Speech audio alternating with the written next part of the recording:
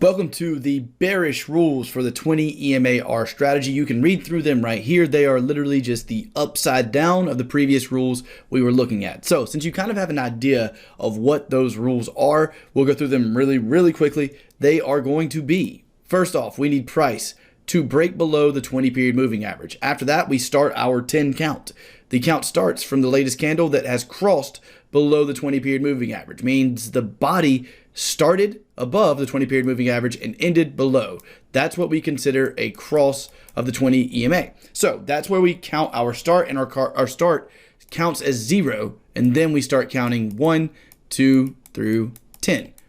After looking through the first 10 candles, our entry is a 38.2% candle within those first 10 candles after the close below, or the cross candle of the 20 EMA.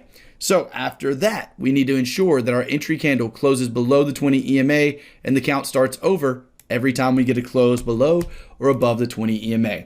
So just to test you out a little bit here, right now, what would we be looking for? Well, we'd be looking for the next 10 candles on the upside to see if we ended up with some type of 38.2% candle or a trade. But what if this happens?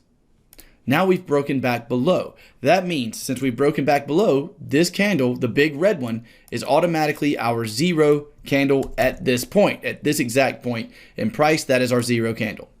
As we keep going, that would be our 1 candle. That would be our 2, our 3, our 4, our 5 candle, and our 6 candle. Now on the 6th candle, what do you notice?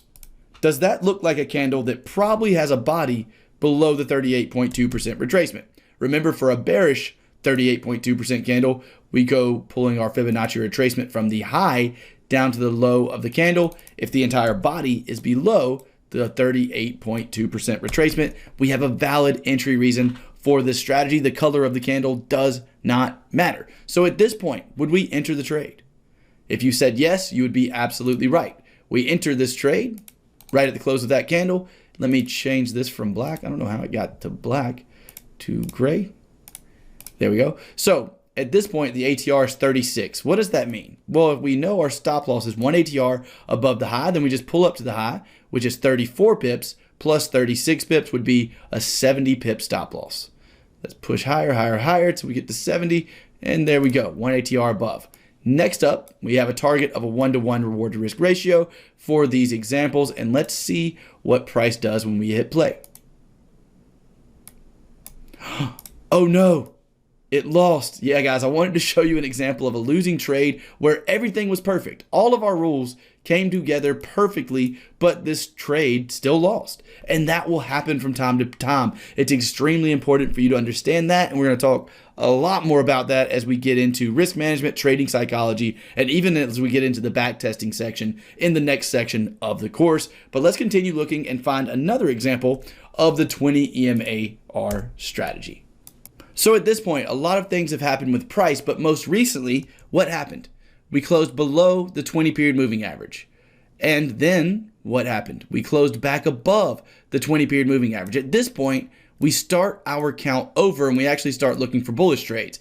But since we immediately afterwards close back below the 20-period moving average, this becomes our 0 candle, this big red candle. So with that being our 0 candle, that means we count 10 with 1, 2, 3, 4, 5, 6, 7, 8, 9, and 10.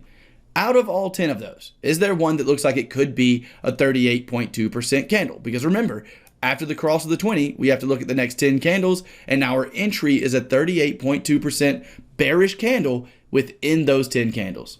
If you were spotting this one, then you would be correct. Let's zoom in and actually pull a Fibonacci retracement just to ensure that we are correct about this being a 38.2% candle. We have our high down to our low of the candle. And yes, if we zoom in, we can see that our lines are drawn correctly and the entire body is below the 38.2% retracement. So with that being the case, we have an entry right here at the top of that candle, at the close of that candle. And let me change the letters on this too. I'm not sure why the text has gotten so weird on these.